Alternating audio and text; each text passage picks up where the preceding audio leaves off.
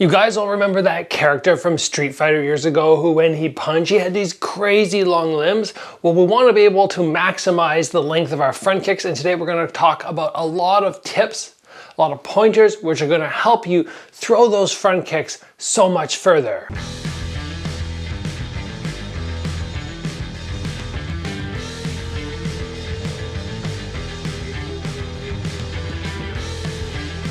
What always used to impress me about watching a Buakaw fight in K1 max times is people would settle at this range where he could just keep hitting them and hitting them. And I was going, why don't they take a step back? Or why don't they do something to stop getting front kicked in the stomach? Like Nicky Holtzkin, just time and time and time again to the lower stomach.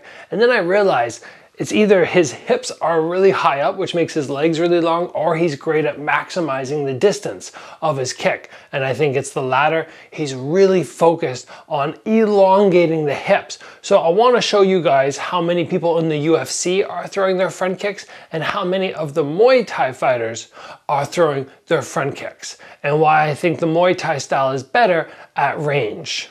So the first thing, when I go into my fighting stance, if my bottom foot does not turn, it does not pivot on the ground, right now I know I should be able to kick this, but I'm just a little shy.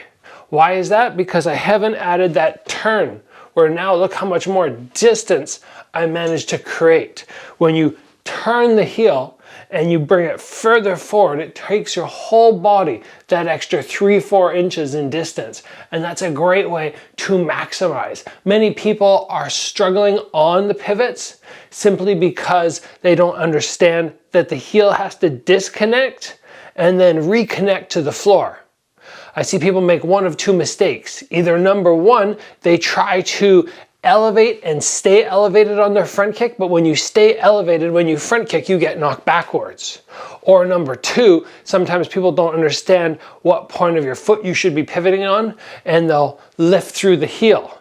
But now this doesn't do anything to increase the distance. You can see if I'm standing here and I pivot on the heel, I'm still at the same range. Whereas if I do no pivot. But once I pivot through the ball of the foot, it brings me so much closer. So correct those two little factors in your front kick in regards to the pivot, and you're gonna start creating that extra distance. Now, UFC fighters, very often, because they don't pivot, they just kind of snap up. But what you can add in, even if you aren't doing the pivot, is a little bit of a hip thrust. It's kind of like when you throw a knee. When I execute a knee, I don't just come up like this, I push my hips forward. It's this chamber to the front kick and then this motion. That motion there helps you execute the knee. It'll also help you execute your front kick. So if I go at this long range here and I go, okay, if I execute my pivot, I know I'm gonna be a little bit outside of range. But now when I do this, now I can make contact with that chair. That little hip push forward is really gonna benefit you. What you have to make sure you do is you push your hip forward, is you tip your head, your upper body backwards, because if you just push your hip forward, you're gonna fall forward. And then you end up throwing a front kick like that. And there's nothing wrong with the full step through front kicks, except that if you're worried about counter punches, after you, let's say you miss, then you're gonna be in for some defense. But when you tip your head backwards, but push your hip forward, now all of a sudden you can come back down to a very solid stance, very balanced position. The final element that I want to talk about in regards to extending the length of the kick is our foot positioning. Many people, when they start martial arts, they kick like so. If we go like this, pointed foot, look at how much extra distance you get on your kick. So much more distance. I come up, I throw my kick, I'm like, oh, I think I can land. Nope.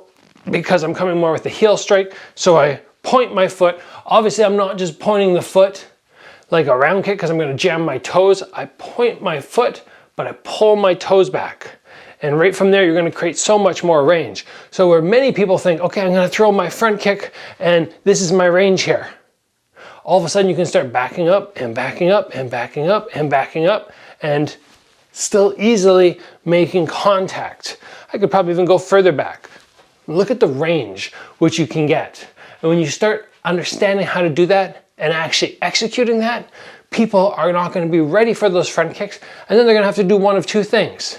They're going to either have to step really far back, because now, okay, whew, I'm finally safe from front kicks, but now when they want to execute any attacks, you have so much time to see it coming, right? It's not going to be like from here where the person's like, bang, jab. They're going to have to really lunge in, or they're going to have to really fight to close the distance and stay in tight.